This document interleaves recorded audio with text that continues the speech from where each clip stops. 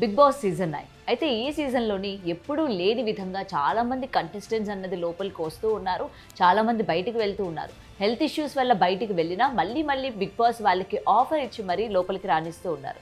So ఇలానే మనకి లోపలికి ఇప్పటికే వచ్చిన భరణి అండ్ శ్రీజ అయితే వీళ్ళిద్దరికి సంబంధించి కొన్ని టాస్కులు కూడా బిగ్ బాస్ పెట్టడం జరిగింది. అయితే ఎవరు పర్మనెంట్ హౌస్మేట్ అవుతారు అని చెప్పి కూడా టాస్కులు పెట్టడం జరిగింది.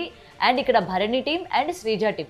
సో భరణికి ఎవరెవరు సపోర్ట్ చేస్తారు, శ్రీజకి ఎవరెవరు సపోర్ట్ చేస్తారు అని చెప్పి 3 టాస్కులు లాగా పెట్టడం జరిగింది. అండ్ పెట్టిన 3 టాస్కుల్లోని 2 టాస్కులు భరణి టీం గెలవడం జరిగింది. అయితే దీన్ని బట్టి మనకు ఒకటి అర్థం అవ్వాలి.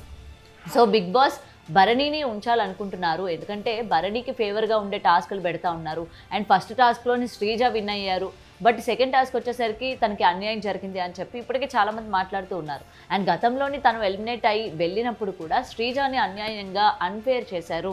ఇది హౌస్ మేట్స్ పరంగా వాళ్ళు బయటికి పంపించారు, ఓటింగ్ పరంగా తను బయటికి వెళ్ళలేదు అని చెప్పి చాలామంది ఇది అన్ఫేర్ ఎలిమినేషన్ అనేది హ్యాష్ట్యాగ్స్ పెట్టి రన్ అవ్వడం వల్ల చాలామంది మళ్ళీ శ్రీజ హౌస్లోకి వెళ్ళాలి అని కోరుకోవడం వల్ల రీఎంట్రీ ఇవ్వడం కూడా జరిగింది. అయితే బిగ్ బాస్ హిస్టరీలోనే ఇదే ఫస్ట్ టైం అనుకోవచ్చు, ఎందుకంటే ఇన్నిసార్లు రీఎంట్రీలు, ఇంతమందికి హెల్త్ ఇష్యూస్ వచ్చినా వెళ్ళడాలు మళ్ళీ రావడాలు, ఇదేదో ఒక పుట్టిల్లు లాగా క్లియర్గా మనకు అక్కడ కనిపిస్తుంది. వైల్డ్ కార్డ్ ఎంట్రీస్ వెళ్ళారు, తర్వాత రీఎంట్రీస్ వెళ్ళారు, చాలామందిని లోపల పంపించడం జరిగింది. అండ్ ఇప్పుడు హౌస్ మేట్స్ పర్మనెంట్ అవ్వడానికి కూడా పెట్టిన టాస్కుల్లోని మళ్ళీ Sreeja out of the Bigg Boss అన్నట్టు క్లియర్గా కనిపిస్తుంది.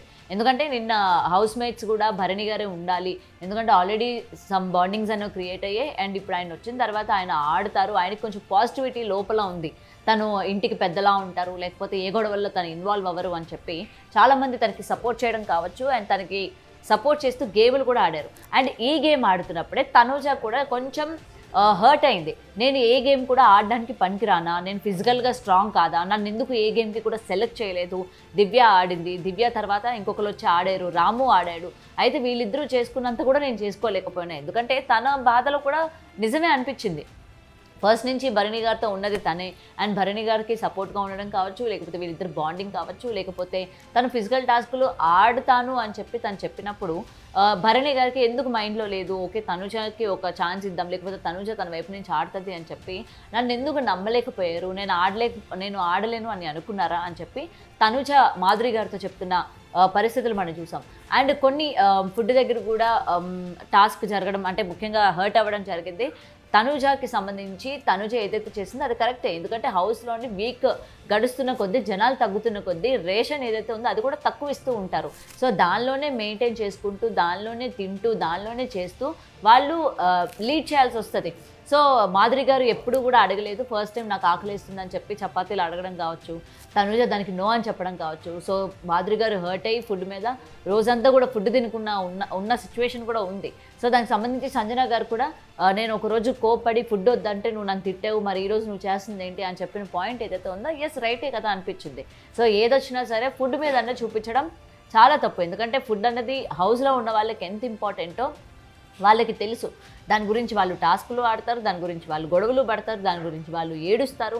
అది ఎంత విలువైనదో వాళ్ళకి హౌస్లో ఉన్న వాళ్ళకి చాలా వరకు తెలుసు. అందుకే ఏది కూడా వేస్ట్ చేయకుండా వాళ్ళు తింటూ ఉంటారు. అండ్ ఆ రైస్ని ఫ్రిడ్జ్లో దాచుకొని నెక్స్ట్ డే వేడి చేసుకొని మరి తిన్న సిచ్యువేషన్స్ కూడా మనం చూసాం. అండ్ దానికి సంబంధించి ఆమె చాలా హర్ట్ అయింది, ఎందుకంటే తనుజ నుంచి అలాంటి వర్డ్స్ వచ్చినప్పుడు తను హర్ట్ అయింది. నిజంగా మాధురి గారు ఏదైతే హౌస్లోకి వెళ్ళక ముందు నేను ఏ బాండ్స్ పెట్టుకోను అని చెప్పిన ఆవిడ ఈరోజు లోపలికి వెళ్ళి బాండ్స్ పెట్టుకోవడం వల్ల ఆవిడ ఎఫెక్ట్ అవుతోంది, ఆవిడ గేమ్ ఎఫెక్ట్ అవుతోంది. తనుజ మళ్ళీ తను ఏదైనా నిర్ణయం తీసుకున్నా, తను ఏదైనా మాట అన్నా తనుజ హర్ట్ అవుతుందని చెప్పి మాధురి గారు హర్ట్ అవుతున్నారు. ఆవిడ హర్ట్ అవ్వడమే కాకుండా ఆవిడ గేమ్ కూడా హర్ట్ అవుతుంది.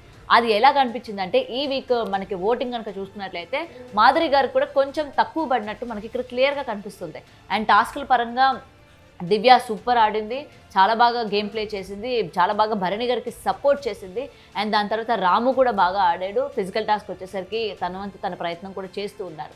సో మొత్తంగా హౌస్ మేట్స్ అందరూ కలిసి భరణి గారిని పర్మనెంట్ హౌస్ మేట్ చేశారు.